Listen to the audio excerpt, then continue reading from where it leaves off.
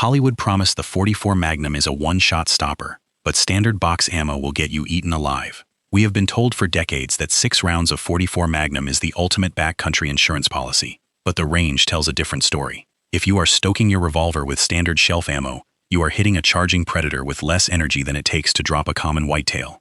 To survive, you must step up to violent, heavy, hard cast loads that punish your hands and destroy your follow-up shots. Today, we are breaking down the math, the brutal recoil reality, and why the popular 10mm semi-automatic might actually keep you alive when a Grizzly closes the distance. To understand this debate, we have to look back to 1971, when pop culture crowned the Smith & Wesson Model 29 double-action revolver as the ultimate hand cannon. For decades, outdoor enthusiasts stepped into the backcountry carrying this 6-shot, 48-ounce steel icon with absolute confidence. But the range tells a very different story than Hollywood. To understand if the .44 Magnum is truly enough gun for North America's heaviest predators, we have to establish a hard mathematical baseline. Experienced big game hunters generally agree that it takes roughly 1,000 foot-pounds of muzzle energy to cleanly and ethically stop a thin-skinned, 200-pound white-tailed deer. Yet, if you walk into a local gun shop and buy a standard box of off-the-shelf .44 Magnum ammunition, typically a 240-grain jacketed hollow point, it exits a standard 6-inch barrel at about 1,350 feet per second. That translates to just 970 foot-pounds of energy. The hard truth is that standard factory ammo sits below the baseline for a common deer, let alone an angry grizzly.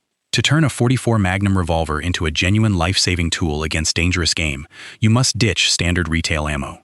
You have to step up to specialized, heavy, hard cast loads. Upgrading to a 305-grain hard cast projectile pushes your energy to 1,200 foot-pounds. If you load a heavy woods round like the Buffalo Bore 340-grain plus P, you cross a massive 1,600 foot-pounds of muzzle energy. Compare this to the modern darling of backcountry hikers, the semi-automatic 10mm. A striker-fired pistol like the Glock 20 offers 15 rounds of capacity and a highly manageable recoil impulse for a street price of around $550. However, even a hot 10mm load only produces about 600 foot-pounds of energy, falling well short of our deer-sized baseline. A properly loaded .44 Magnum nearly triples that power, but that phrase "properly loaded" carries the entire weight of your survival when a predator is closing the distance. That is because the raw ballistic energy of a heavy .44 Magnum round looks devastating on paper, but the range and the stopwatch introduce a brutal reality check. In a defensive encounter, you are not shooting at a stationary paper target from a stable stance. You are dealing with a dynamic, terrifyingly fast threat. A charging grizzly bear or a cornered wild boar can cover ground at roughly 35 miles per hour. That translates to nearly 50 feet in a single second. If an animal charges from 25 yards away, a shooter has roughly 1.5 seconds to draw from a holster, acquire a sight picture, and fire. In that high-stress window, the mechanical limitations of a traditional double-action revolver become glaringly obvious. You have exactly 6 rounds in the cylinder. Under the influence of a massive adrenaline dump, reloading is a mechanical impossibility. Those 6 shots are the only tools you have to save your life. But the real challenge is not just the limited capacity. It is managing the violent physical feedback of the gun itself.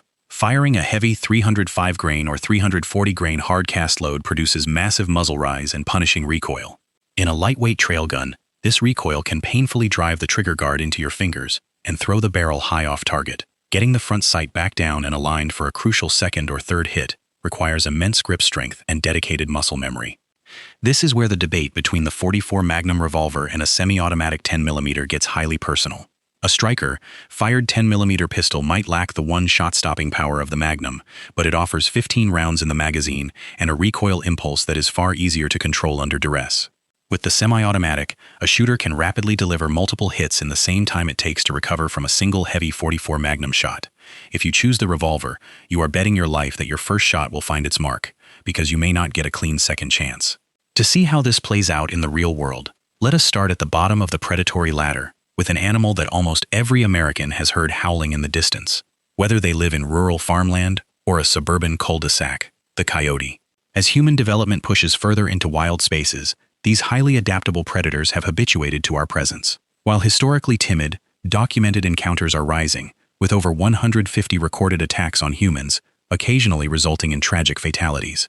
But when you face a standard 35-pound western coyote with a .44 Magnum strapped to your chest, you are not testing the limits of your cartridge. You are witnessing pure, unadulterated overkill. If you pull the trigger on a standard coyote with a 240-grain bullet, the ballistic result is immediate and catastrophic. The massive kinetic energy transfer of the .44 Magnum easily crushes through the thin hide and fragile rib cage of a small predator, ending the threat instantly. The animal simply does not possess the body mass or bone density to absorb that kind of physical trauma. However, the threat landscape changes depending on your geography. In the eastern United States, you are not dealing with the small desert scavengers of the West. You are facing the eastern coyote, commonly known as the coy wolf. Because of historical interbreeding with wolves, these animals can easily push 50 to 60 pounds.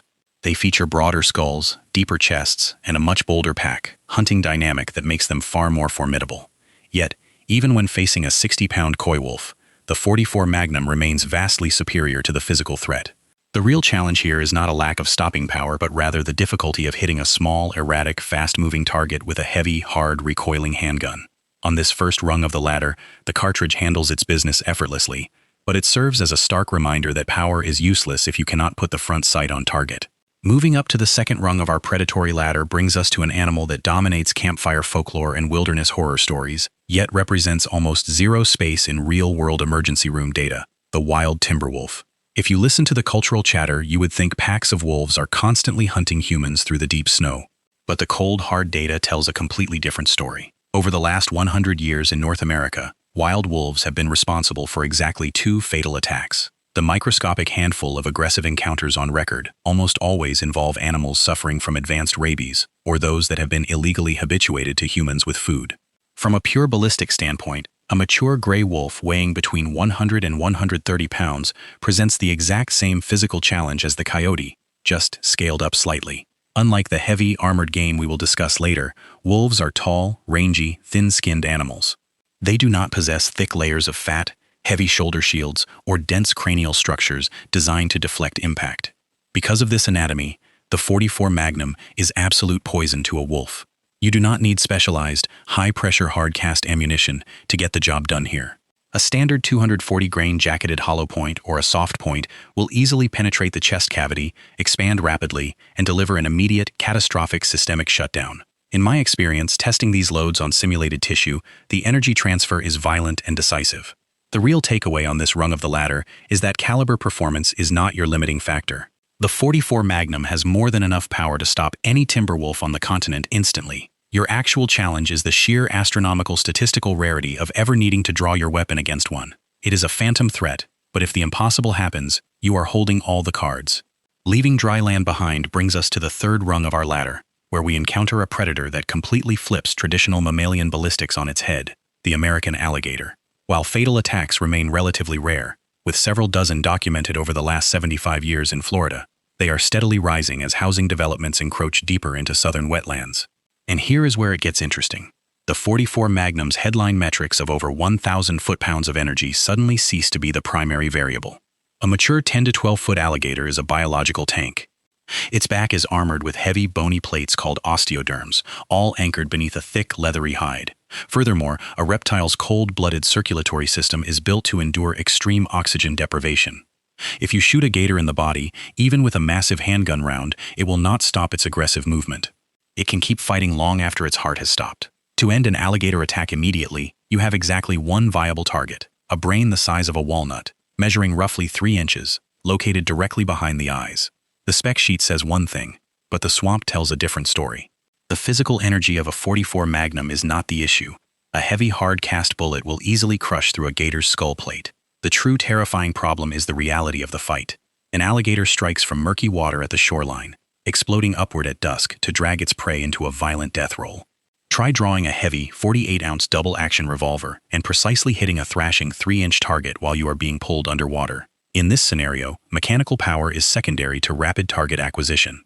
While the .44 Magnum has the raw penetration to crack the armor, your best defense is staying 10 feet back from the water's edge. In my testing, trying to track a moving target in a simulated aquatic environment proved that the heavy muzzle weight of a 6-inch barrel makes rapid, one-handed target transitions nearly impossible when you are off balance. Moving back to dry land, we face a predator that operates in complete silence. A mountain lion does not roar and charge from 50 yards away. It stalks silently through the brush, waiting for the perfect moment to strike from behind, targeting the back of your neck. By the raw numbers, cougars look statistically minor, with only about 27 fatal attacks in North America over the last century. But that statistic hides a terrifying reality. Unlike a grizzly that attacks to defend its cubs, a mountain lion is an obligate carnivore that evaluates you as meat. When it comes to stopping a 140-pound cat, the .44 Magnum is more than enough gun. Ballistically, a mountain lion is a soft target. They possess thin skin, light bones, and no heavy muscle shields to protect their vital organs. A standard 240-grain jacketed hollow point will expand violently upon impact, dumping its entire kinetic payload and stopping the animal instantly.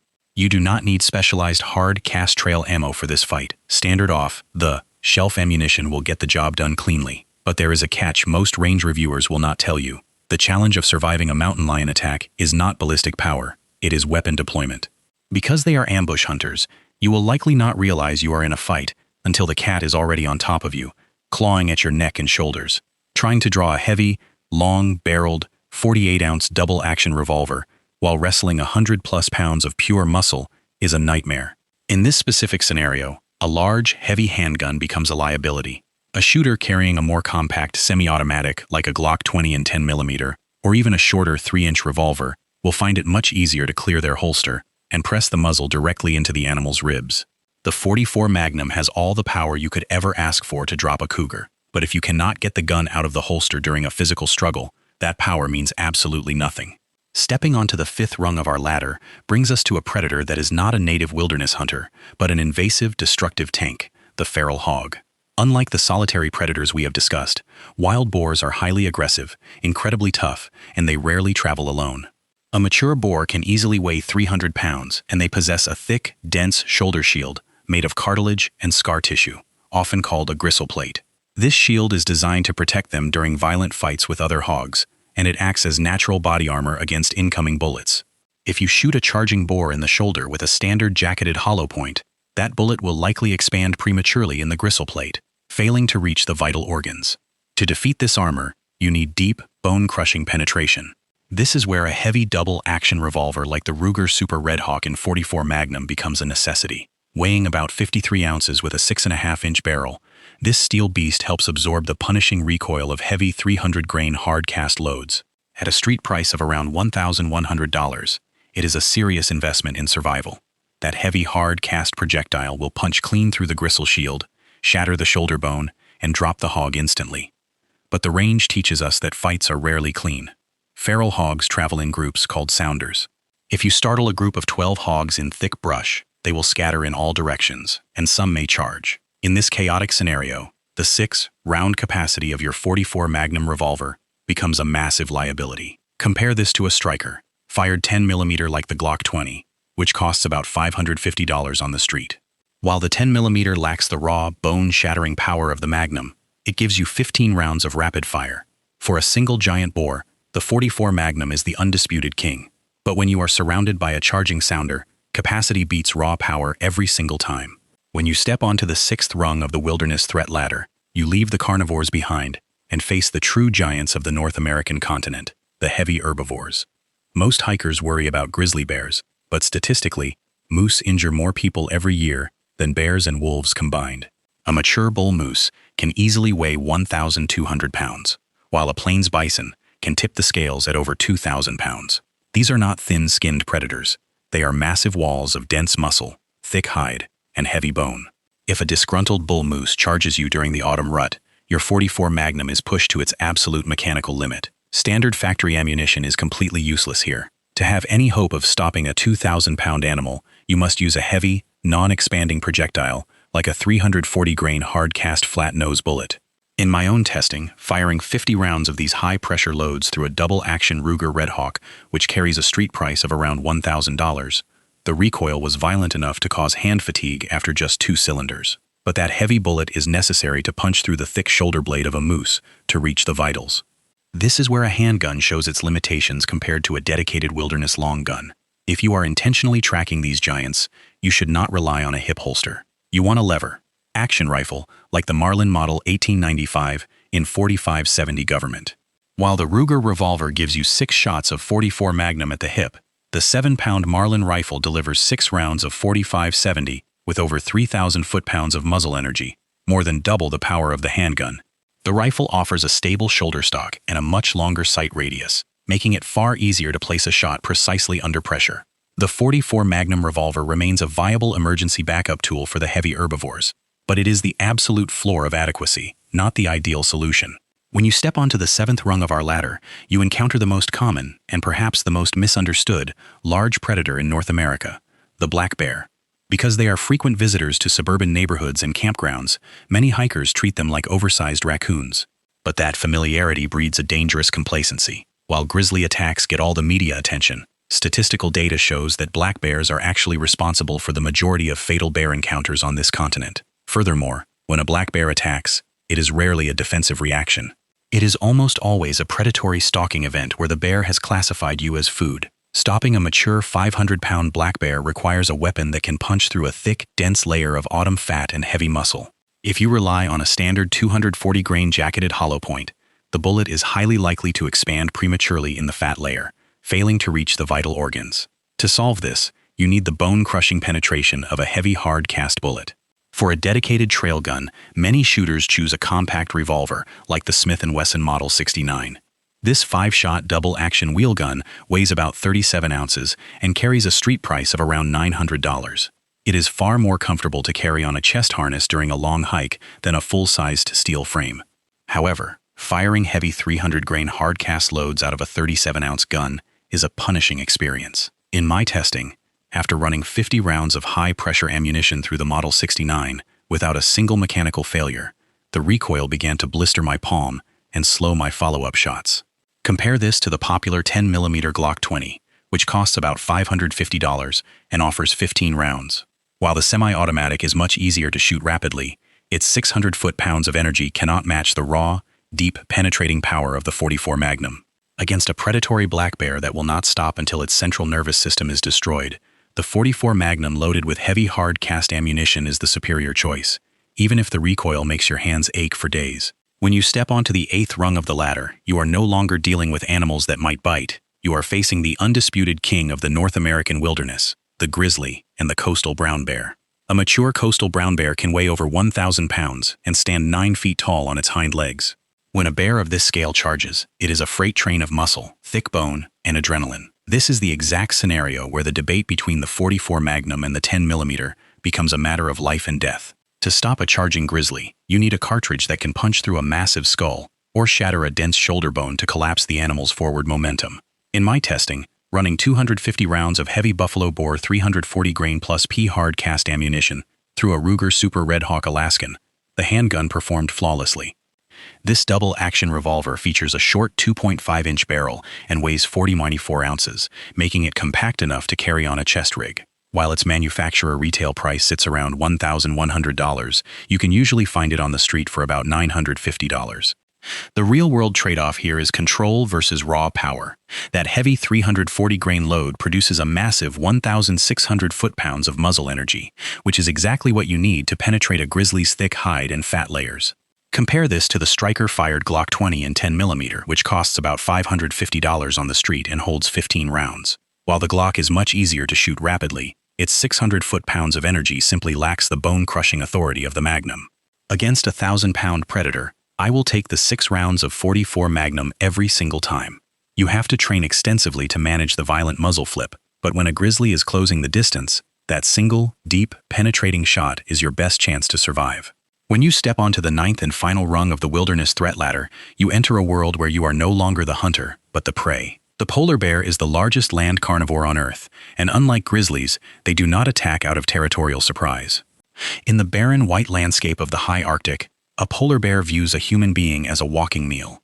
A mature male can easily weigh 1,500 pounds, protected by a dense double coat of fur, a thick layer of blubber, and a massive sloped skull, designed to withstand immense physical trauma. Against a predator of this scale, the 44 Magnum transitions from a confident wilderness sidearm into a desperate marginal last resort. Even if you load the heaviest 340-grain hard-cast ammunition, you are asking a handgun to do the work of a heavy rifle. In my experience, the physical environment of the Arctic introduces variables that range tests completely ignore. You will be wearing thick, heavy gloves. Trying to slip a gloved finger into the trigger guard of a double-action revolver and pull a heavy 12-pound trigger while shivering in sub-zero temperatures is a recipe for disaster. This is why professional Arctic guides do not rely on handguns. Their primary defense is a 12-gauge shotgun loaded with heavy solid steel or lead slugs, or a bolt-action rifle chambered in 375 Holland & Holland Magnum. A 12-gauge slug delivers over 3,000 foot-pounds of muzzle energy, which is more than double the power of the hottest .44 Magnum load. If you must carry a handgun in polar bear country, the .44 Magnum is the absolute floor. To get comparable energy from a holster, you would have to step up to a massive frame chambered in .50 caliber, like the Smith & Wesson Model 500, which retails for around $1,300. The .44 Magnum can save your life against a polar bear, but it requires a perfect shot under the worst physical conditions imaginable. But even if you carry the ultimate handgun, there is a broader question we have to answer. When you look at the raw data comparing firearms to bear spray, the conventional wisdom of the gun community gets turned completely on its head. Many shooters scoff at the idea of carrying an aerosol can in grizzly country, but the scientific studies tell a story that every practical marksman needs to hear. In a landmark study analyzing bear encounters in Alaska, researchers found that bear spray was effective in stopping aggressive behavior 92% of the time, with only 2% of those encounters resulting in human injury. By contrast, firearms were successful in 84% of encounters, and the people using them suffered injuries at a much higher rate. The reason for this discrepancy is not a lack of ballistic power, it is the human element under extreme stress. Firing a .44 Magnum at a charging predator requires you to place a bullet into a moving target the size of a grapefruit, while your heart is hammering at 180 beats per minute. Bear spray, on the other hand, creates a massive, expanding cloud of atomized capsaicin that measures roughly 30 feet long and 10 feet wide. You do not need a perfect sight picture to deploy it. You just need to point the canister in the general direction of the charge and press the actuator. The spray attacks the bear's eyes, nose, and lungs, instantly taking away its ability to see and breathe. But there is a critical catch that the statistics often gloss over. Bear spray is highly vulnerable to environmental conditions. If you are facing a headwind of 20 miles per hour, deploying bear spray can blow the cloud directly back into your own face, leaving you blind and helpless. Furthermore, bear spray does not work on a determined, predatory animal that has decided you are food. A heavy, hard cast bullet from a .44 Magnum does not care about a headwind, and it does not rely on pain compliance. It physically destroys bone and tissue to stop the threat. The smart play in the backcountry is carrying both: bear spray on your chest for the immediate, non-lethal deterrent, and a heavy handgun on your hip as the ultimate insurance policy. When the dust settles in the backcountry, the .44 Magnum remains the gold standard for raw, bone-crushing power, but it demands absolute mastery.